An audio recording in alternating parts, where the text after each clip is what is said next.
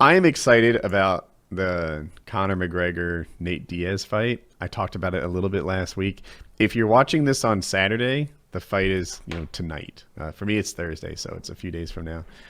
And Conor and Nate, oh my God, they know how to hype a fight. The thing about Nate Diaz is he's a legit like street badass, right? Like he's from 209, Stockton, etc. And like he sees other fighters that he has beef with at events and stuff and tries to start fights. It'll be like casino tables and stuff. And he's like, oh, fucking Khabib Nurmagomedov is here. Let's go. And this Russian guy is like, what? That's for TV. Like, come here, Khabib. And I'm sure I Khabib. He's with the crap table. He's got that big rake. Come and get your ass over here. yeah. I'm sure I ruined his name. Oh, it's only for TV. Yeah, that's like a real thing that happened. And Diaz rolls like his whole crew. Like he trains with 4 or 5 other people, and like his brother. So I don't know if Nate is the guy who's fighting. His brother's name is Nick, and his brother's like right there next to him. Like, oh, we getting down? Let's get to throw down. Come on, motherfucker. Come on. I thought it was for publicity until he said he would push my shit in. They always roll like 5 deep. Like Jake Shields is there, Nate Diaz is there, of course. Nick Diaz is there. I messed those 2 up just now. And there's like a bunch of like UFC level fighters like with them. And everyone else is like, wait, what the fuck? I'm getting jumped by a gang? A UFC They're like gang? Power Rangers. Yeah. Yeah, Like, these guys seem like real scumbags if they're just going around with a group of professional fighters and just challenging people. What a bunch of cunts. Just showing up places.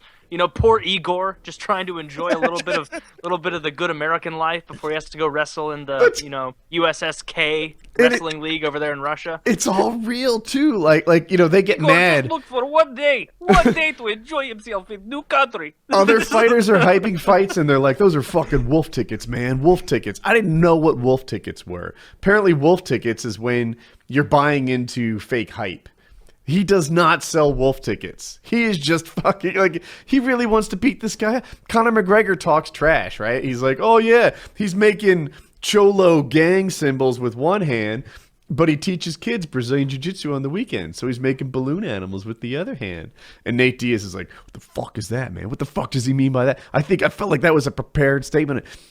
That got me mad. And the way he gets mad and stuff, his poses aren't tough to me, but they're genuine, and he's tough, therefore they're tough. But he's always like covering his Wait, Conor McGregor does that? No, this is Nate Diaz. Like when he makes these mad poses, he covers his goes like that. And he, like instead of having his hands up, like, all right, let's like Chael Sonnen, right? He was in a feud with Wanderlei Silva, and it was real.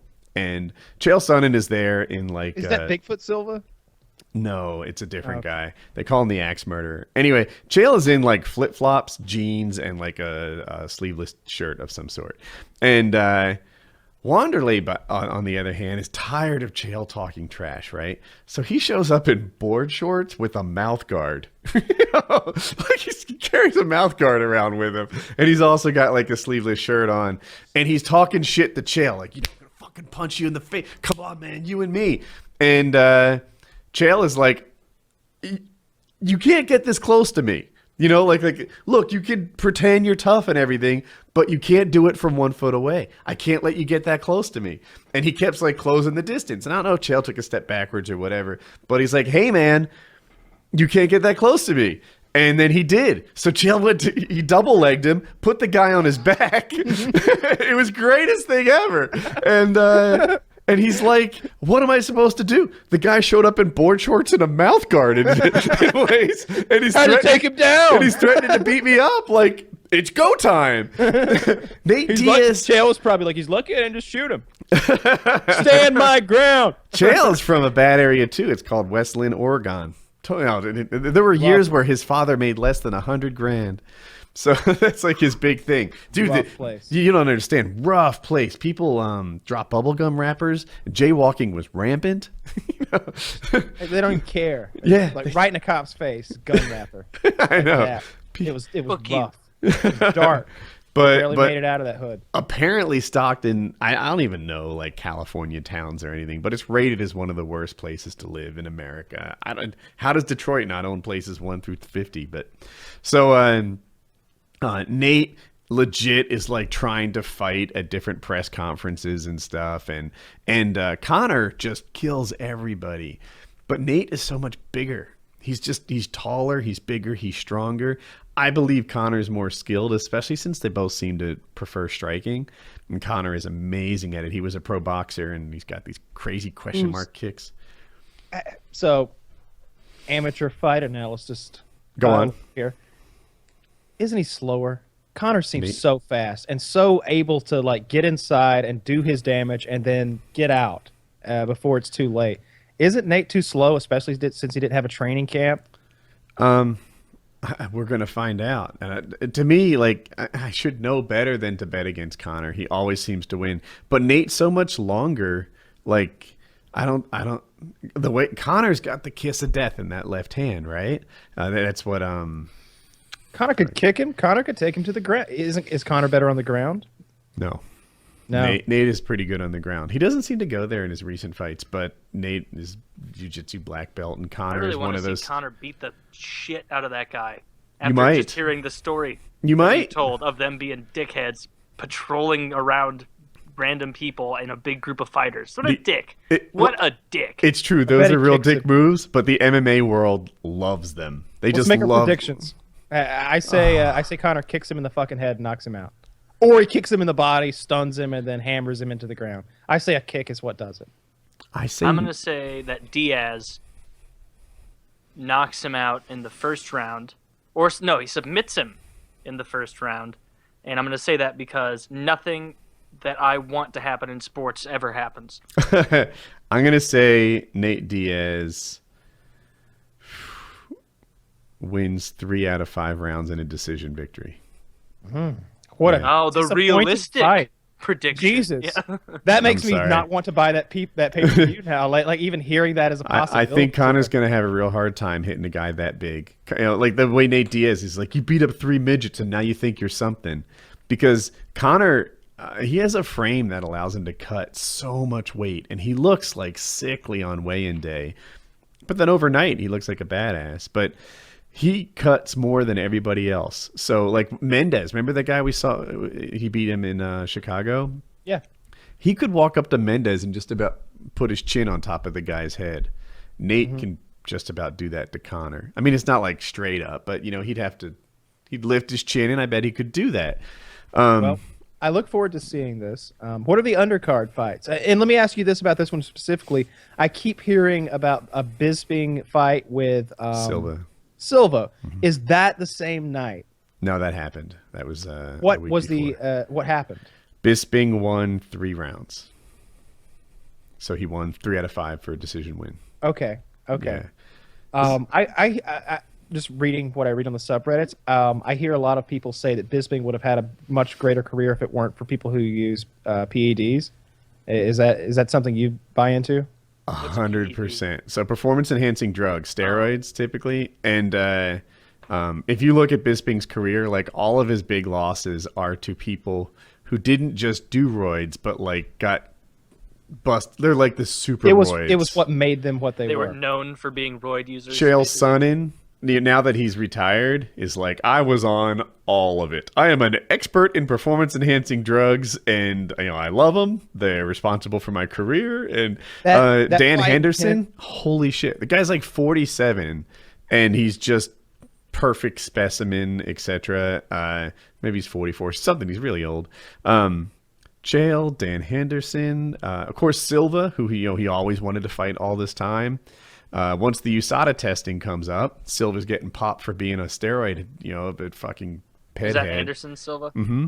And so it's like, what would his career would have been like? What do you have? 16 title defenses with Silva? Like, I'm sure I'd get it wrong, but it's a lot. It's like a record, I think. And yeah, I think so. I think it's 16. Yeah, or 16 consecutive wins. That's probably maybe that for a number that high, because he had a bunch of fights at 205 that wouldn't be title defenses. But Makes yeah, sense. that guy. he was on roids, and people are like, no, he was just on roids for the one fight he was caught. Horseshit. He's doing like MTV Cribs tours, and he's got like syringes in the pantry and stuff. Fuck. He's not diabetic. Don't worry, it's B12. Yeah. I'm high energy. So that guy's on roids his whole career. And he's Brazilian, which, some people are going to fuss at that, but they're well known for doing the roids. Jose Aldo, his camp, since they started doing testing for steroids, is 1 in 7.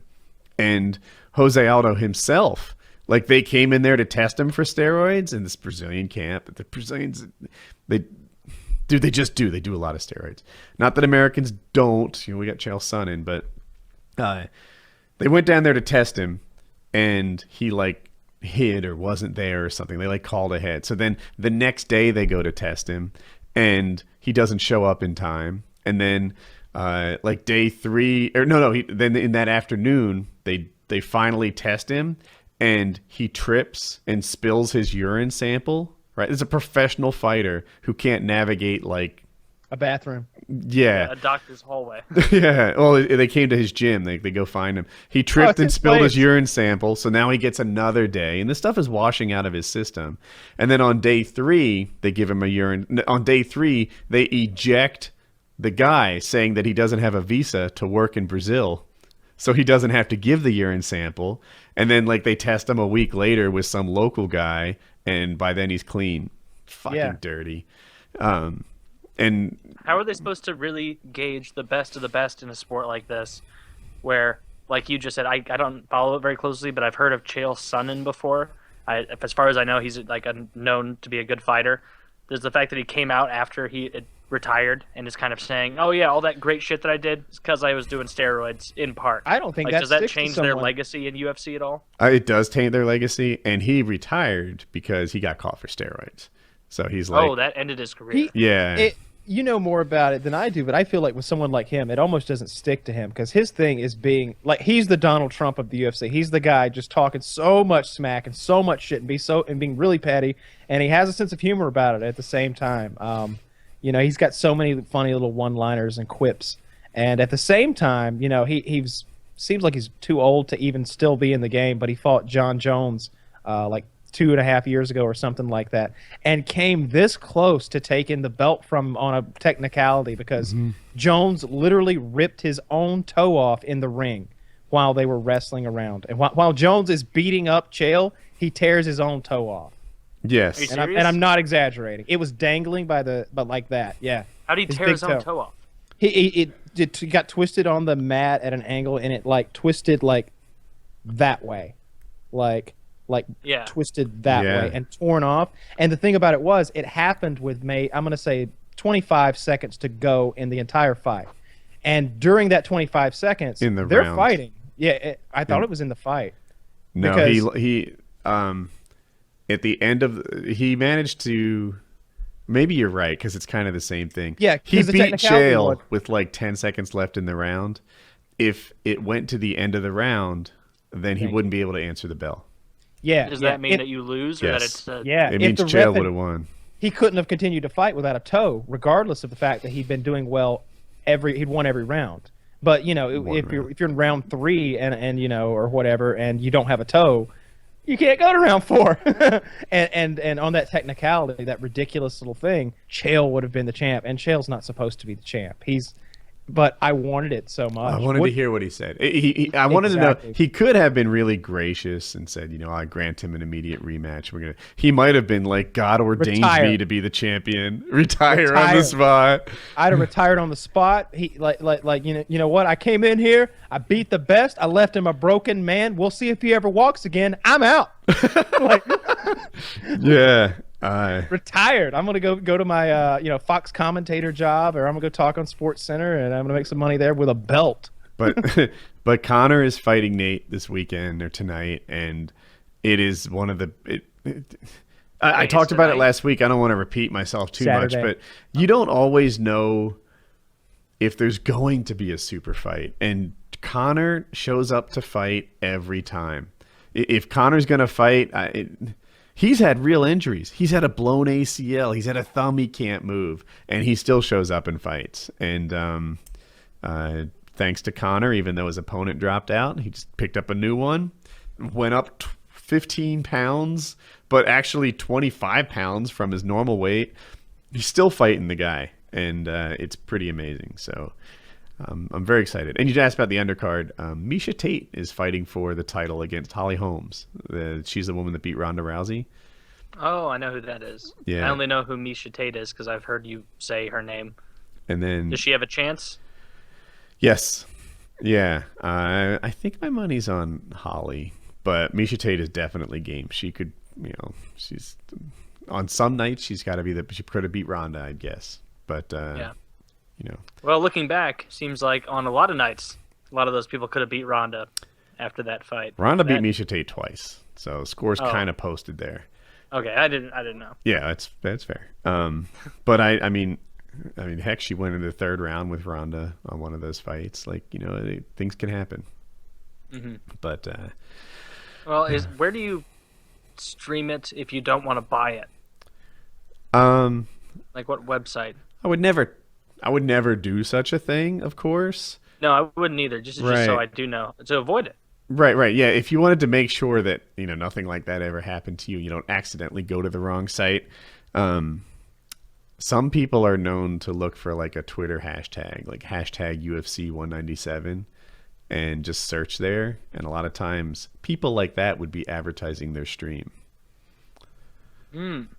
I've never even thought to do that on Twitter. Maybe I will do that. Someone I know said that's how he does it. In all honesty, I usually buy the fight. I figured you did because you support that sport quite a bit, and you may as well pay your $40 or whatever it is. Yeah, is that how much it is? I think it's 60. Oh my God! It's a lot, isn't it? I wish they had a season. They have a fight pass, but I wish they had. That? It's like $10 a month, but it doesn't include the pay-per-views. I wish there was a way. Like, I don't buy every pay-per-view, but like. I wish I could pay like $40 a month and just get every pay-per-view. They'd probably get more out of me, and I'd get more out of them, and everyone would be happy. But instead, they don't have a like subscription pay-per-view.